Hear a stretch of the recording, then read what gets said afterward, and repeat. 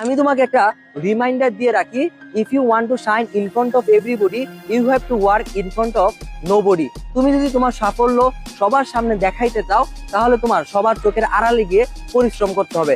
6 মাসের জন্য তুমি একটু নীরব হয়ে যাও। মনে রাখবা, তুমি যদি তোমার স্বপ্নের জন্য যদি স্যাক্রিফাইস না করো, তুমি যদি ফোনটা এখন রেগুলার চালাও কিংবা আড্ডা দাও বা টাইম ওয়েস্ট করো, তুমি যদি তোমার স্বপ্নের জন্য স্যাক্রিফাইস না করো তাহলে তোমার ড্রিম কিন্তু তোমাকে স্যাক্রিফাইস করবে। অর্থাৎ স্বপ্নের জন্য স্যাক্রিফাইস না করলে স্বপ্নটা আমার লাইফে স্যাক্রিফাইস হয়ে যাবে। তাই তুমি যখন ঢাকা বিশ্ববিদ্যালয়ে চান্স পাবা কিংবা এসিতে A+ পাবা, সেটা তোমার বাবা মার জন্য অনেক প্রাউডের বিষয়। আর এই জিনিসটা তোমাকে একটু ফোকাস রাখতে হবে যে 6 মাসের জন্য একটু নীরব হতে হবে।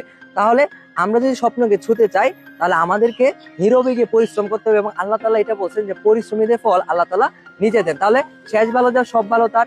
এই মুহূর্তে তুমি তোমার সাবজেক্ট ওয়াইজ ভালো করে প্রস্তুতি নাও, এবং প্রস্তুতি শেষে ঢাকা বিশ্ববিদ্যালয়ে যখন প্রস্তুতি নিবা তখন তো আসিফ ভাই আছে যত প্রকার গাইডলাইন আছে কিভাবে পড়তে হয়, কোয়েশ্চন ব্যাংক অ্যানালাইসিস করে টপিকগুলো খুঁজে খুঁজে বের করে দিব। খুবই সহজ ঢাকা বিশ্ববিদ্যালয়ে চান্স পাওয়া। আর ওই জন্য আমি আছি তোমার সাথে। এবং এখন আমি জাস্ট আমাকে A+ পাও কিংবা না পাও, যতটুকু এফোর্ট দাও, তুমি যদি এখন টেবিলে বসে পড়াশোনা করো, পড়াশোনার যে একটা মেন্টালিটি সেটা তোমার ব্রেনে ফাংশনটা সেট হবে।